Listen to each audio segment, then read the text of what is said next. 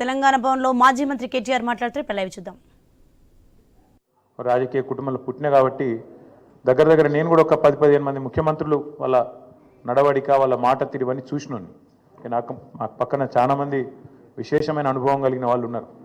కానీ బహుశా ఇంత దివాలా కోరు మాటలు మాత్రం బహుశా ఈ దేశ చరిత్రలనే ఏ రాజకీయ నాయకుడు కూడా మాట్లాడలేదు. ముఖ్యమంత్రి కాదు, ఏ రాజకీయ నాయకుడు కూడా మాట్లాడలేదు. ఒక్క మాటలో చెప్పాలంటే రేవంత్ రెడ్డి గారు నిన్న నాకు పరిపాలన చేత కాదు అని కాడి పడేసిండని చెప్పక తప్పదు. చాలా స్పష్టంగా కాడి వారేసి నాతో కాదు అని చేతులు ఎత్తేసిండు. ఇక అయిపోయింది, నాతో కాదని నిన్న స్పష్టంగా చెప్పిండు. కానీ వారితో పాటు ఈ రాష్ట్ర ప్రజలకు కొన్ని వాస్తవాలు చెప్పాలి కాబట్టి మా బాధ్యత కాబట్టి చెప్పాలనుకుంటా ఉన్నాం. ఎక్కడ పోయినా దొంగలాగా చూస్తున్నారో అంటున్నాడు ముఖ్యమంత్రి. మరి దొంగలెక్క కాకపోతే ఎట్లా చూస్తారు? దొంగలెక్కనే చూస్తారు. నోట్ల కట్టలతో దొరికిపోయిన దొంగను ఖచ్చితంగా దొంగనే అంటారు, దొంగనే చూస్తారు. ఒక విశ్వసనీయత లేని ఓటుకు నోటు దొంగను కాంగ్రెస్ అనే ఒక ఎర్రి పార్టీ గుడ్డిగా నమ్మి సీఎం చేసింది. కానీ ఖచ్చితంగా దేశంలో మిగతా వాళ్ళు మాత్రం నమ్ముతలేరు. మోసగాళ్లను దొంగలను దొంగలే అంటారు ముఖ్యమంత్రి గారు. ఖచ్చితంగా అది ఈరోజు కాదు, చివరి రోజు దాకా కూడా నీ పరిస్థితి అదే ఉంటుంది, యాద పెట్టుకొని చెప్తున్నా. తప్పు చేసింది దొంగ చేతికి తాళాలు ఇచ్చి కాంగ్రెస్ పార్టీ రాహుల్ గాంధీ గారు. ఈరోజు మే 6, 2025 నేను మీ అందరు గుర్తు చేస్తున్నా. సరిగ్గా 3 సంవత్సరాల కిందట ఇదే రోజు మే 6, 2022 నాడు రాహుల్ గాంధీ గారు వరంగల్కి వచ్చినారు. రైతు డిక్లరేషన్ అనే పేరిట ఆ రోజు రాహుల్ గాంధీ గారు చెప్పిన మాటలు 2 లక్షల రుణమాఫీ చేస్తామని, అట్లాగే రైతు భరోసా 15,000కు పెంచుతామని, అట్లాగే కౌలు రైతులకు రైతు బంధు ఇస్తామని, అట్లాగే రైతు కూలీలకు న్యాయం చేస్తామని వ్యవసాయ డిక్లరేషన్లో చెప్పి 3 సంవత్సరాలు దాటింది రాహుల్ గాంధీ గారు. అందుకే నేను అంటున్నా, తప్పు చేసింది రాహుల్ గాంధీ, తప్పు చేసింది ఏఐసిసి. దొంగ చేతికి తాళం ఇచ్చి ఇవాళ తెలంగాణ చేతికి చిప్పవచ్చే పరిస్థితి చేసింది ఖచ్చితంగా ఆల్ ఇండియా కాంగ్రెస్ కమిటీ, ముఖ్యంగా దానికి బాధ్యుడు లీడర్ ఆఫ్ ఆపోజిషన్గా ఉన్న రాహుల్ గాంధీ గారు అని చెప్పి నేను చెప్తా ఉన్నాను.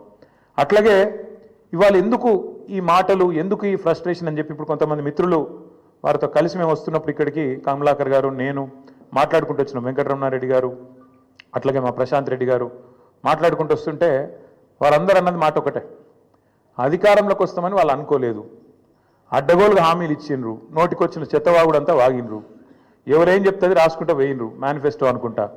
ఇవాళ ఏం చేయాలనో తెలుస్తలేదు, వచ్చినాక మొత్తం నాశనం చేసిండ్రు.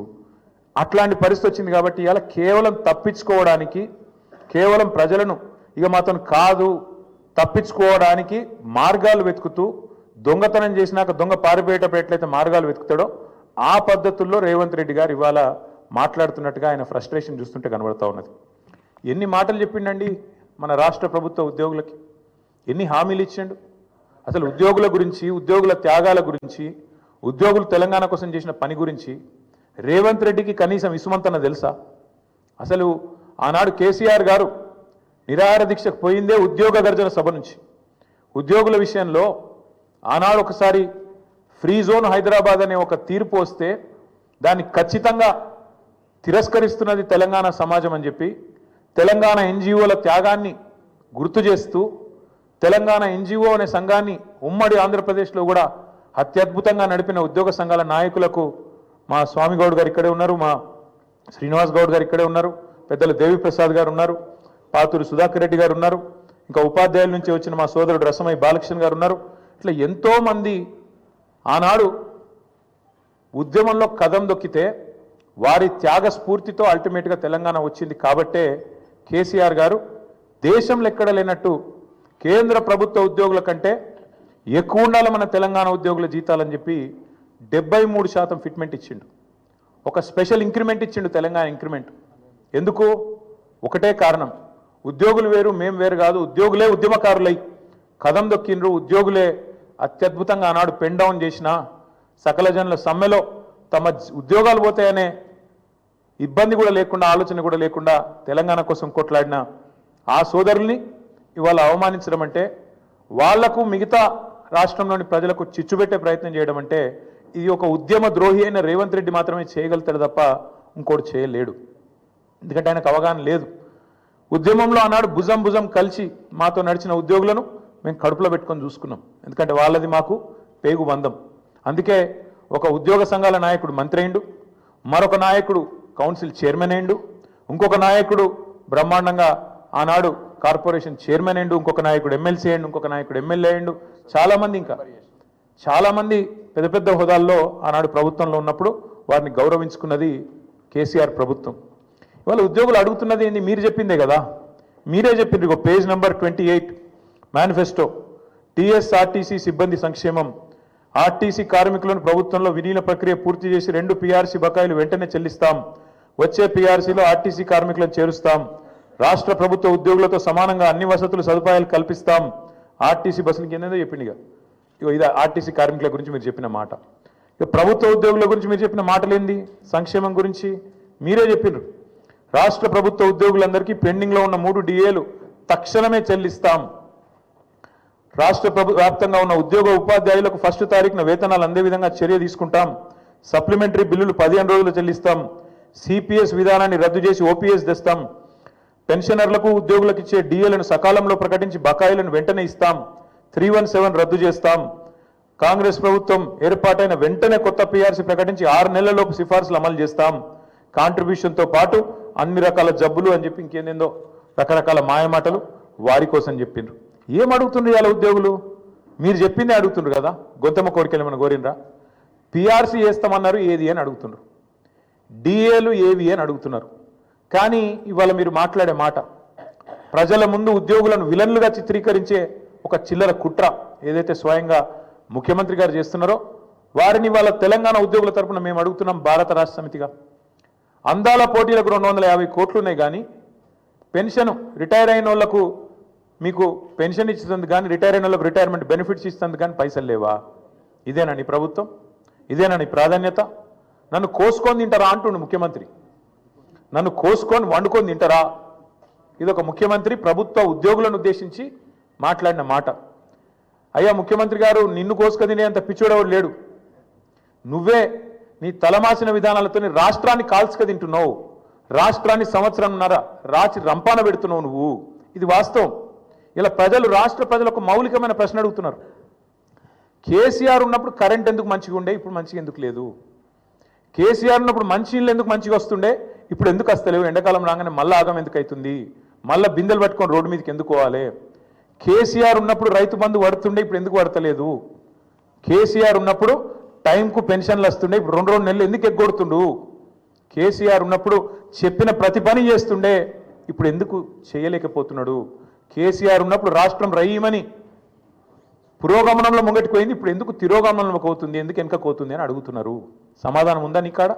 ఎందుకు అంటే నీకు చేతనైతలేదు, నీ కాంగ్రెస్ పార్టీకి చేతనైతలేదు.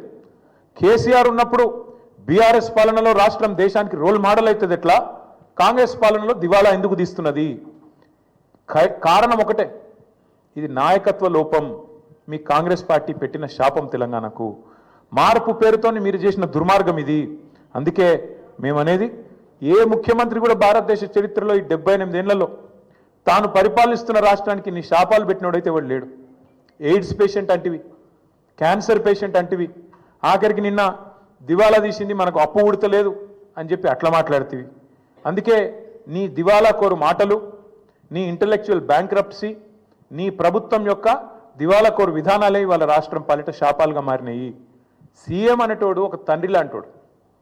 సంపద పెంచాలే రాష్ట్రం మొత్తానికి, ముఖ్యంగా పేదలకు, బలహీన వర్గాలకు, ఎవరికైతే టానిక్ అవసరం పడుతుందో, ఎవరికైతే కొంత మరి ప్రభుత్వం వైపు నుంచి చేయూత అవసరం పడుతుందో వాళ్ళని ఆదుకోవడమే ఒక ప్రభుత్వ పెద్ద, ఒక రాష్ట్రానికి పెద్ద లాంటి వాడు చేయాల్సిన పని. కానీ నువ్వేం చేస్తున్నావు? దివాలా తీసిపోయినాం, దరిద్రంలో ఉన్నాం, పోతున్నాం. అందుకే కొన్ని వాస్తవాలు ప్రజలకు చెప్పాలి. వాస్తవాలు ఏంటి? ఏ రాష్ట్రానికైనా ఏ ప్రభుత్వానికైనా ఆస్తులు అప్పులు వారసత్వంగా వస్తాయి. ఇప్పుడు మేము 2014లో ప్రజల దయతో, ప్రజల ఆశీర్వాదంతో ఆనాడు కేసీఆర్ గారు ముఖ్యమంత్రి అయినారు. ముఖ్యమంత్రి అయినప్పుడు కేసీఆర్ గారికి మాత్రం వీళ్ళు కాంగ్రెస్ వాళ్ళు మాకు అప్పచెప్పినప్పుడు రూపాయి అప్పు లేకుండా, రూపాయి ఆస్తి లేకుండా ఇచ్చిండ్రా? అప్పులు ఇచ్చిండ్రు, ఆస్తులు కూడా ఇచ్చిండ్రు. అప్పులు ఇచ్చినారు, ఆస్తులు కూడా ఇచ్చినారు. ఆ రోజు 2014 లెక్క తీసుకుంటే 2014 లెక్క తీసుకుంటే ఇది ప్రభుత్వం యొక్క లెక్క, నా లెక్క కాదు, ప్రభుత్వం యొక్క లెక్క. 2014లో మొత్తం రాష్ట్రం యొక్క ఆదాయం సంవత్సరానికి మొత్తం రెవెన్యూ రిసీట్స్ తీసుకుంటే 51,000 కోట్లు, అంటే నెలకు 4,215 కోట్లు. మేము దిగిపోయిన నాడు రాష్ట్రం యొక్క ఆదాయం టోటల్ రెవెన్యూ రిసీట్స్ 2,16,567 కోట్లు, అంటే మేము దిగిపోయేటప్పుడు నెలకు 18,000 కోట్లు. మరి కేసీఆర్ గద్దెనెక్కినాడు నెలకు 4,215 కోట్లు, 253 కోట్లు.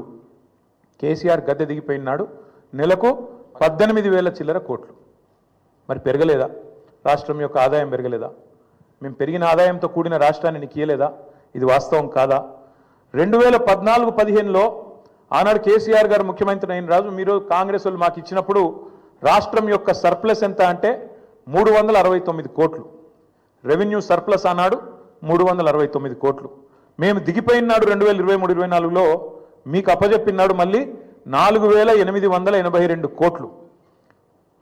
మీరు ఇచ్చినాడు 369 కోట్లు ఉంటే మిగులు, మేము ఇచ్చినాడు మళ్ళీ వాపస్ మీకు 4,882 కోట్లు. దీని సోర్సు ఇది సిఏజీ లెక్క, నా లెక్క కాదు, బీఆర్ఎస్ పార్టీ లెక్క కాదు, కాకి లెక్క కాదు, కాగు లెక్క. అట్లే అప్పులు తీసుకుంటే అప్పుల గురించి కూడా చెప్తా. మళ్ళా అప్పులు తీసుకున్నా ఆ రోజుకి ఈ రోజుకి మొత్తం లెక్క వివరంగా చెప్తా. అట్లే ఇంకా ఇంకా ఎంత కడుతున్నారు, మిత్ ఎంత కడుతున్నారు, ఏదెంత కడుతున్నారు, ఇవన్నీ ఒక్క నిమిషం మర్చిపోతే వాస్తవం ఏంటంటే ఇది నేను 2020లో బయట పెట్టిన లెక్క. 2020లో ఆనాడు మంత్రిగా నేను తెలంగాణ అనే ఒక రాష్ట్రం భారతదేశాన్ని సాదుతున్న రాష్ట్రాల్లో ఒకటి, జాతి నిర్మాణానికి దోహదపడుతున్న రాష్ట్రాల్లో ఒకటి. మన రాష్ట్రం నుంచి మనం గత 8 ఏళ్లలో, గత 6 ఏళ్లలో 2014 నుంచి 2020 నవంబర్ 1 నాడు పెట్టిన ట్వీట్ ఇది. 2,72,926 కోట్లు, అంటే దాదాపు 2,73,000 కోట్లు పన్నుల రూపంలో తెలంగాణ నుంచి మనం కేంద్రానికి కడితే కేంద్రం నుంచి మనకు వచ్చింది కేవలం 1,40,000 కోట్లు అని చెప్పి లెక్కలతో సహా అధికారికంగా ఒక మంత్రిగా ఆ రోజు నేను పెట్టిన లెక్క ఇది బయటికి. అంటే దేశాన్ని సాదుతున్న రాష్ట్రాల్లో, దేశంలో ఉండే ఇతర వెనుకబడ్డ ప్రాంతాలకు మరి ఇతోధికంగా సహాయం చేస్తున్న రాష్ట్రాల్లో తెలంగాణ ఒకటి అని చెప్పడానికి ఈ లెక్క చెప్తా ఉన్నా. గవర్నమెంట్ అనేది ఒక కంటిన్యూస్ ఇన్స్టిట్యూషన్. ఇంతకుముందు కిరణ్ కుమార్ రెడ్డి గారి నుంచి కేసీఆర్ గారు ముఖ్యమంత్రి అయినారు, ఆ తర్వాత ఇప్పుడు రేవంత్ రెడ్డి గారు అయినారు, రేపు ఇంకెవరో అవుతారు. అట్లే గవర్నమెంట్ ఒకరి నుంచి ఒకరికి అధికారం బదలాయింపు జరిగినప్పుడు ఖచ్చితంగా ఆస్తులు వస్తాయి, అప్పులు వస్తాయి, కంటిన్యూస్ ప్రాసెస్. కాబట్టి ఇవన్నీ కూడా సహజంగా జరగాల్సిందే. కానీ ప్రతి ప్రభుత్వం కూడా ఉన్న ఆస్తులు ఎంత, అప్పులు ఎంత, మన వనరులు ఎంత, మన పరిస్థితి ఏంది, మన ఎట్లా సంపద సృష్టించవచ్చు, ఏం చేయొచ్చు, మన విజన్ ఏంది ఆలోచించుకొని నిర్మాణాత్మక చర్యలు కార్యక్రమాలు తీసుకొని ముంగటికి పోతుంది. కాంగ్రెస్ ప్రభుత్వం కూడా అట్లే చేస్తుందని మేము ఆశించినాం, ప్రజలు కూడా ఆశించినారు. ఇవాళ ఎంత దుర్మార్గం అండి, ఇష్టం వచ్చిన లెక్కలు చెప్తారు. ఎంత అన్యాయం అంటే శ్వేతపత్రం అని మొదలుపెట్టినారు. అధికారంలోకి వచ్చిన మొదటి 2 వారాల్లోనే శ్వేతపత్రం అనే అబద్ధాల జాతర మొదలుపెట్టినారు. మొదలుపెట్టుడే 6 లక్షల కోట్లు అప్పయిందని మొదలు పెడతాడు. ఇవాళ ముఖ్యమంత్రి గారు మరి ఎన్నిసార్లు మారుస్తారో అంకే కూడా మాకు కూడా అర్థమవుతలేదు. మొదలుపెట్టినప్పుడు డిసెంబర్ 2023లో 6 లక్షల చిల్లర కోట్లు అప్పు అని చెప్పిండు కేసీఆర్ గారు చేసింది. ఇవాళ చెప్తున్నాడు నిన్న 8,29,000 కోట్లట. ఈ సంఖ్య రోజు రోజుకు మారుతూనే ఉంటుందా? సర్కార్ నడుపుతుండ్రా, సర్కస్ నడుపుతుండ్రా, ఏం నడుపుతున్నారు మీరు? 6 లక్షల కోట్లని చెప్పింది మీరే, మళ్ళీ ఇవాళ 8,29,000 కోట్లను అబద్ధం చెప్తుంది మీరే. అసలు వాస్తవం ఏంది? 4,17,000 కోట్లు మాత్రమే టీఆర్ఎస్ బీఆర్ఎస్ ప్రభుత్వం చేసిన అప్పు. 10 ఏళ్ల కాలంలో సంవత్సరానికి మేము చేసిన అప్పు కేవలం 40,000 కోట్లు మాత్రమే. దాని గురించి వివరంగా ఉంది, చెప్పమంటే చెప్తాను. కానీ మీరు ఎక్కువ తక్కువ చెప్తే కూడా మళ్ళీ మీరు వేస్తారో ఏరో. కానీ ఒకటి మాత్రం వాస్తవం, ప్రభుత్వమే ఇచ్చిన లెక్కలు, నేను చెప్పేది నా లెక్క కాదు, వాళ్ళు ఇచ్చిన శ్వేతపత్రం ప్రకారమే, సోషియో ఎకనామిక్ అవుట్లుక్ ప్రకారమే రాష్ట్ర ప్రభుత్వం మాత్రమే చెల్లించే అప్పు, రాష్ట్ర ప్రభుత్వం స్వయంగా చెల్లించే అప్పు 1,15,599 కోట్లు మాత్రమే. 5% వెరీ లో రిస్క్ కింద ఇచ్చిన అప్పు మరొకటి 89,569 కోట్లు ఉంది. దీనికి ప్రభుత్వం గ్యారంటీ ఇస్తుంది కానీ కార్పొరేషన్ వాళ్ళే కట్టుకుంటారు, వెరీ లో రిస్క్. అందుకోసమే అది మొత్తం తీసుకుంటే కూడా 4,478 కోట్లు మాత్రమే. ఇక ఇట్లా చెప్పుకుంటూ పోతే అల్టిమేట్గా బీఆర్ఎస్ ప్రభుత్వం ఆనాడు మొత్తం 10 ఏళ్ల కాలంలో చేసిన అప్పు మొత్తం తీసుకుంటే పూర్తి స్థాయిలో కేవలం 4,17,000 కోట్లు మాత్రమే. అంటే సంవత్సరానికి 41,000 కోట్లు మాత్రమే. మరి నేను అడుగుతా ఉన్న రేవంత్ రెడ్డి గారిని, మీరు దయచేసి చెప్పండి, మీరు 4,000 కోట్ల రూపాయల నెలసరి ఆదాయంతో మాకప్ప చెప్తే, తిరిగి మేము మీకు 18,000 కోట్లతో అప్పచెప్తే 2023 డిసెంబర్లో, నిన్న ముఖ్యమంత్రి గారు 2025 ఏప్రిల్లో ఏం మాట్లాడుతున్నాడు? మేలో 18,000 కోట్లే వస్తుంది అంటున్నాడు. మేము అప్పచెప్పినాడు 23 డిసెంబర్లో 18,000 కోట్లతో అప్పచెప్పినాం. ఇవాళ నువ్వు 25 మేలో నిలబడి మళ్ళీ 18,000 కోట్లని చెప్తున్నావు. మరి 16-17 నెలల నుంచి నువ్వేం చేస్తున్నావు? నీ ప్రభుత్వం ఏం చేస్తుంది? ఎందుకు ఆదాయం పెంచలేకపోయింది? కేసీఆర్ గారు అప్పచెప్పిపోయిన 18,000 కోట్లు తప్ప రూపాయి అయినా నీ ప్రభుత్వం ఆదాయం పెంచగలిగిందా? ఇది మేము అడుగుతున్న ప్రశ్న. ఇంకొక మాట కూడా మీకు చెప్పాలి. ఎన్ని అబద్ధాలు చెప్తాడు ఈ ముఖ్యమంత్రి అంటే, ఒకరోజు అంటాడు 7,000 కోట్ల అప్పు మితి కడుతున్నా అంటాడు, ఇంకో రోజు 6,500 కోట్లు కడుతున్నా అంటాడు. అసలు వాస్తవం ఏంది? అసలు మిత్తి అప్పు మొత్తం తీస్తే కూడా, ఇక బడ్జెట్ డాక్యుమెంట్ ఇది, నాది కాదు కవిత్వం, మొత్తం ఈ ప్రభుత్వం చెప్పిన లెక్క ఎంత తప్పు అంటే, రేవంత్ రెడ్డి గారు చెప్తుంది ఎంత పచ్చి అబద్ధం అంటే, ఒకరోజు 6,000 కోట్లని, ఒకరోజు 7,000 కోట్లని మొత్తం చెప్పింది ఒక ఎత్తు అయితే, మొన్న అసెంబ్లీలో మార్చి నెలలో అసెంబ్లీలో గత 14 నెలలలో రేవంత్ రెడ్డి చెప్పిండు, అది కూడా 14 నెలలలో 64,768 కోట్లు కట్టినా అని చెప్పిండు. బయటనేమో 7,000 కోట్లను ఒకసారి, 6,500 కోట్లను ఒకసారి, నిన్న 10,000 కోట్లు నెలకు అని చెప్తాడు. అసెంబ్లీలోనేమో 14 నెలల్లో 64,768 కోట్లు అని చెప్పిండు. అంటే అల్టిమేట్గా ఏంది? ఆయన చెప్పిన లెక్క ప్రకారం అసెంబ్లీలో చెప్పింది నెలకు 4,600 కోట్లు. అది కూడా తప్పే. 6,000 తప్పే, 6,500 తప్పే, 7,000 కోట్లు తప్పే, 10,000 కోట్లు తప్పే, నెలకు 4,626 కోట్లు కూడా తప్పే. ఇది ఆర్బీఐ రిపోర్టు. దీని ప్రకారం నెలకు తెలంగాణ ప్రభుత్వం కడుతున్నది అసలు మిత్తి కలిపి కేవలం 2,000 కోట్లు మాత్రమే. ఇది కాగు లెక్క, ఆర్బీఐ లెక్క, ఇదేదో కాకి లెక్క కాదు. ఇంకొక మాట కూడా చెప్తా ఉన్న రేవంత్ రెడ్డి గారికి, వచ్చే 10 ఏళ్లలో ఎంత కట్టాలి అనేది కూడా మా దగ్గర లెక్క ఉంది. వచ్చే 10 ఏళ్లలో కూడా 2032-33 దాకా, ఇది కూడా ఆర్బీఐ లెక్క. ఇప్పుడున్న లోన్లు కింద తీసుకుంటే మొత్తం కలిపి వచ్చే 10 ఏళ్లలో కట్టేది ప్రిన్సిపల్ ఏమో 1,02,000 కోట్లు, మిత్తి 1,64,000 కోట్లు, రెండు కలిపితే కూడా 2,67,000 కోట్లు టిల్ ద ఇయర్ 2032-33. అంటే సంవత్సరానికి ఎంత అవుతుంది? వచ్చే 10 ఏళ్ళు సంవత్సరానికి 26,000-27,000 కోట్లు, ఇంతే తప్ప ఏం లేదు. దీనికి ఏదో జరిగిపోయింది, ఏమో అయిపోయింది అని ఒకది కరుస్తారు. వాళ్ళు ఎంపీలు క్వశ్చన్ అడిగినారు పార్లమెంట్లో, తెలంగాణ అప్పుల్లో మునిగిపోయిందట కదా, వాస్తవమేనా అని. పార్లమెంట్లో కేంద్ర ప్రభుత్వం ఇచ్చిన సమాధానం ఇది. మొత్తం 28 రాష్ట్రాలు ఉంటే తెలంగాణ 24వ ర్యాంకులో ఉంది. అప్పులు జిఎస్డిపి నిష్పత్తి తీసుకుంటే చాలా ఆరోగ్యకరమైన పరిస్థితి ఉంది తెలంగాణది. 24th ర్యాంక్ తెలంగాణదని చెప్పి కేంద్ర ప్రభుత్వం స్వయంగా పార్లమెంట్లో ఇచ్చిన లిఖితపూర్వకమైన సమాధానం. మరి ఎవరు అబద్ధం చెప్తున్నారు, ఎవరు నిజం చెప్తున్నారు? దయచేసి ప్రజలు కూడా ఆలోచించాలని మేము కోరుతా ఉన్నాం. గడిచిన 10 ఏళ్లలో తలసరి ఆదాయంలో భారతదేశంలో నెంబర్ 1 చేసిండ్రు కేసీఆర్ గారు తెలంగాణ. మాకు అప్పజెప్పిపోయినాడు కిరణ్ కుమార్ రెడ్డి గారు, తెలంగాణ అనే రాష్ట్రం 12వ స్థానంలో ఉండే తలసరి ఆదాయంలో. కానీ మేము దిగిపోయినాడు నెంబర్ 1 స్థానానికి తీసుకుపోయింది కేసీఆర్ ప్రభుత్వం కాదా? అట్లాగే ఆర్థికంగా రాష్ట్రాన్ని పరుగులు పెట్టించి దేశంలోనే అగ్రగామిగా తయారు చేసి బంగారు పల్లెంలో పెట్టి నీకు అధికారం అప్పచెప్తే 17 నెలల కాలంలోనే అస్తవ్యస్త